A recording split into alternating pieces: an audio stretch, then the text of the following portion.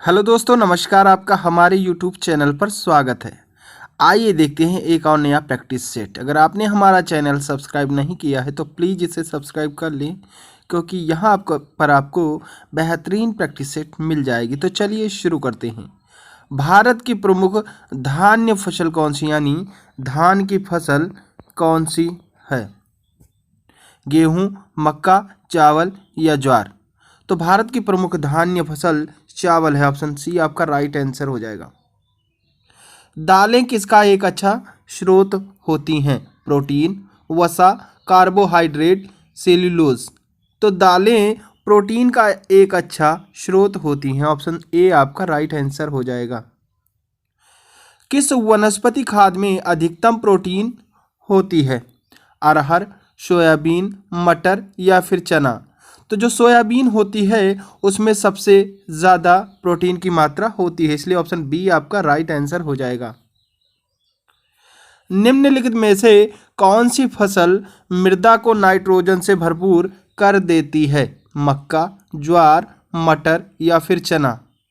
तो जो मटर होता है वह फसल मृदा को नाइट्रोजन से भरपूर कर देती है, इसलिए ऑप्शन सी आपका सही आंसर हो जाएगा। नेक्स्ट क्वेश्चन देखते हैं।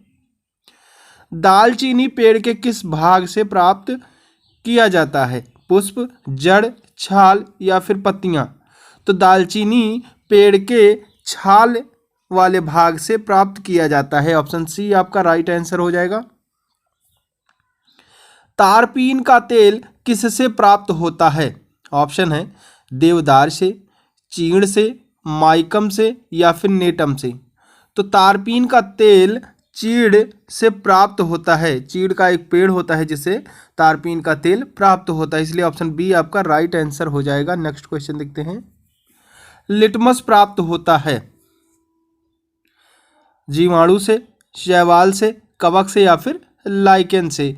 तो लिटमस लाइकेन से प्राप्त होता है। ऑप्शन डी आपका राइट आंसर हो जाएगा। पौधों में जल का परिवहन किसके द्वारा होता है? फ्लोएम द्वारा, त्वचा द्वारा, जाइलम द्वारा या फिर कोशिका द्वारा? तो पौधों में जल का परिवहन जाइलम के द्वारा होता है। ऑप्शन सी आपका राइट आंसर हो जाएगा। भूमि में पौधों की जड़ों के लिए उपलब्ध जल होता है गुरुत्वीय जल, आर्द्रता ग्राही जल, केशिका जल या फिर इनमें से कोई नहीं? तो भूमि में पौधों की जड़ों के लिए उपलब्ध जल कोई केशिका जल होता है। ऑप्शन सी आपका राइट आंसर हो जाएगा। पौधों की वृद्धि के लिए कितने आवश्यक तत्वों की जरूरत होती है? ऑप्शन है 5, 11, 15 या फिर 16? तो पौधों की वृद्धि के लिए 16 आवश्यक तत्वों की आवश्यकता होती है, इसलिए ऑप्शन डी आपका सही आंसर हो जाएगा। पत्तियों की हरिमहीनता किसकी कमी से होता है? Mg, MO, Ca या ए सभी?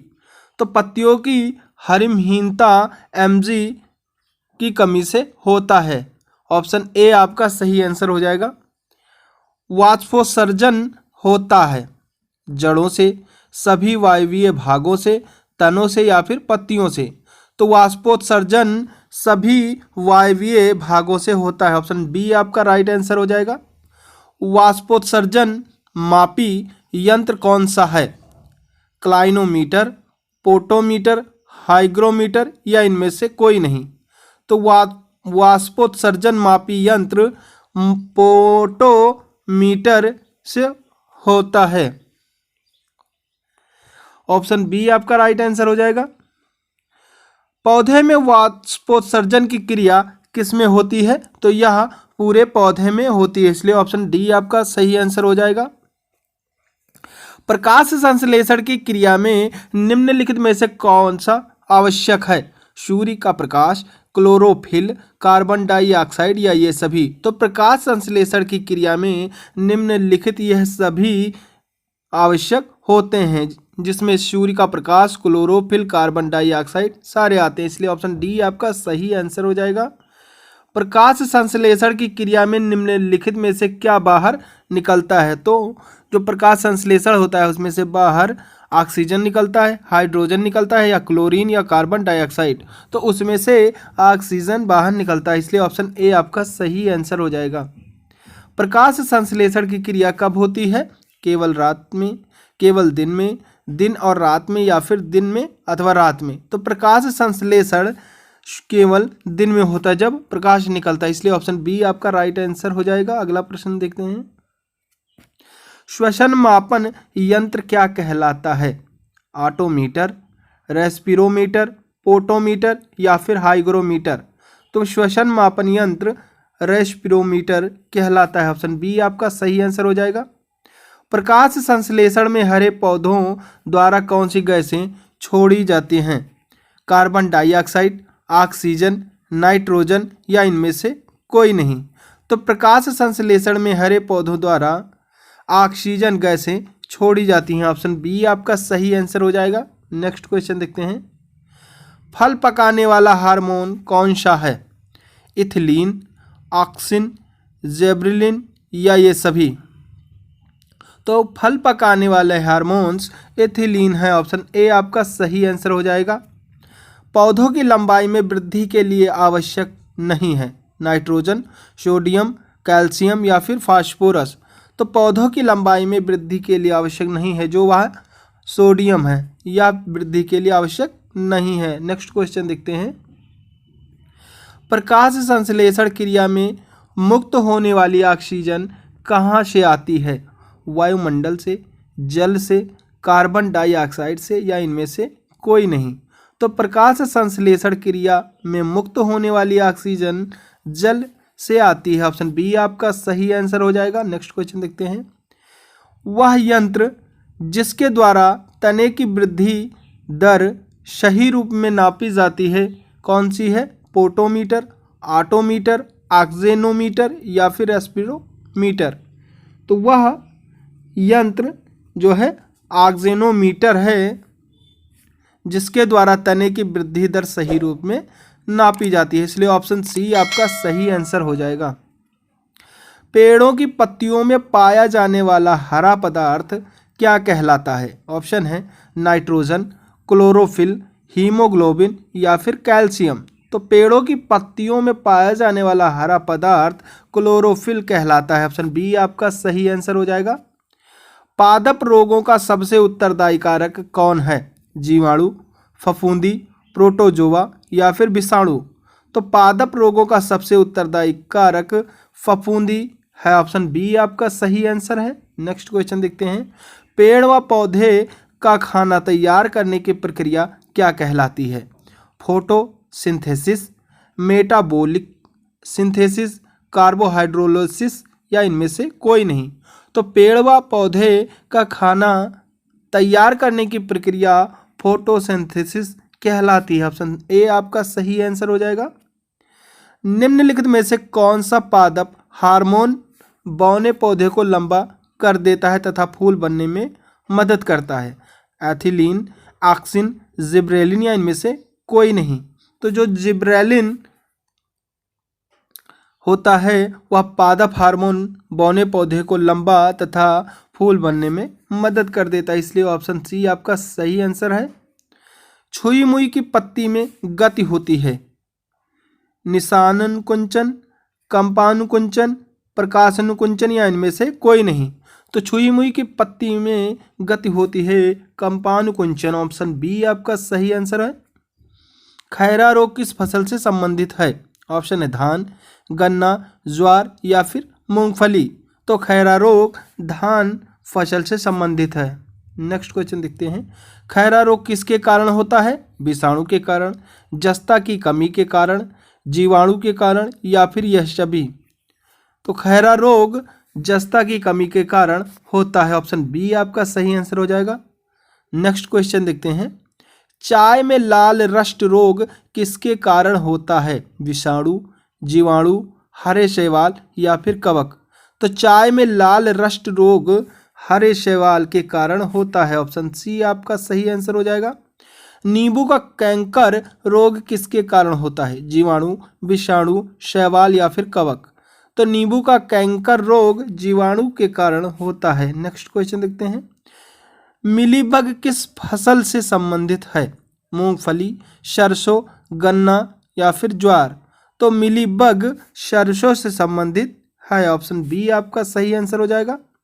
गेहूं से संबंधित रस्ट रोग पर कार्य करने वाले वैज्ञानिक हैं केसी मेहता, डी पंत, बीरबल साहनी या इनमें से कोई नहीं।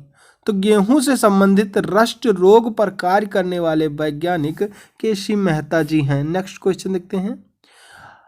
अग्निनीरजा रोग किससे संबंधित है? नारियल, नारंगी, सेब या फिर अंगूर? तो अग्निनीरजा रोग सेब से संबंधित है, ऑप्शन सी आपका सही आंसर हो जाएगा।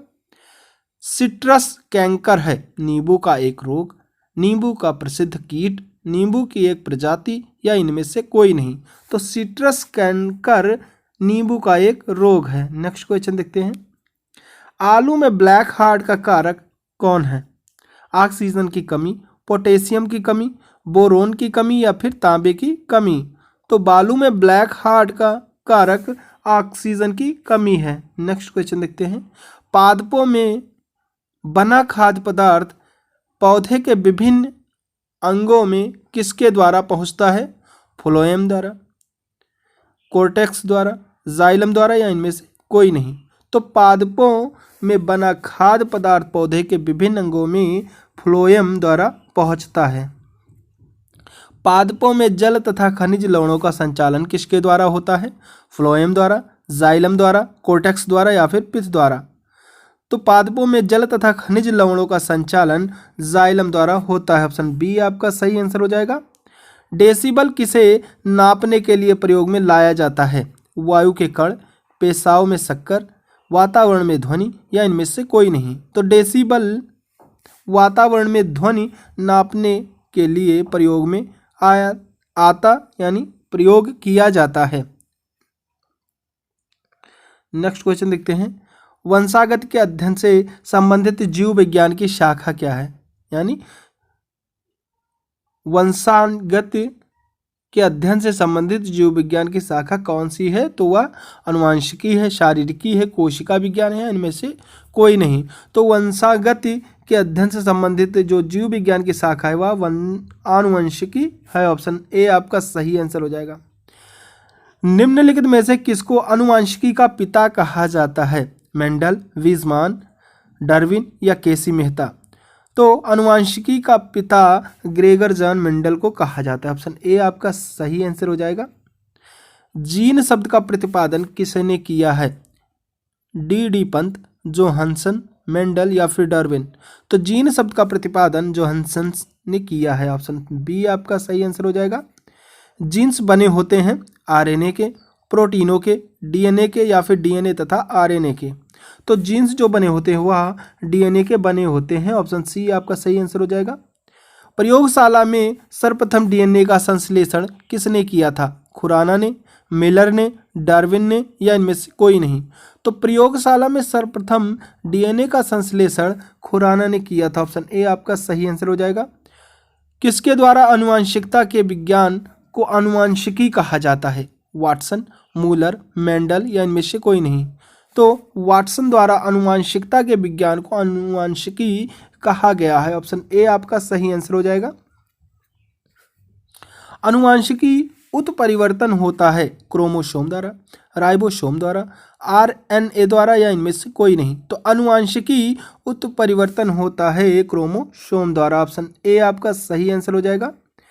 सेल नाम किस जीव वैज्ञानिक ने सर्वप्रथम दिया था? ब्राउन, रॉबर्ट हुक, फ्लेमिंग या इनमें से कोई नहीं?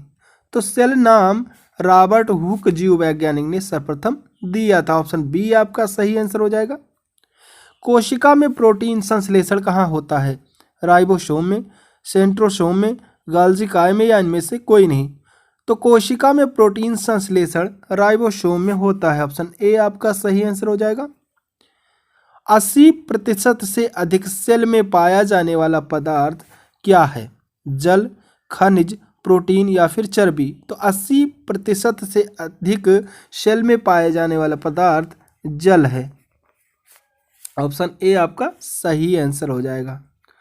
तो thanks for watching my video. अगर आपको हमारा यह वीडियो पसंद आया हो तो प्लीज़ इसे लाइक, शेयर, कमेंट जरूर करें और चैनल पर नए हैं तो सब्सक्राइब करना बिल्कुल ना भूलें। Thank you. जय हिंद, जय भारत।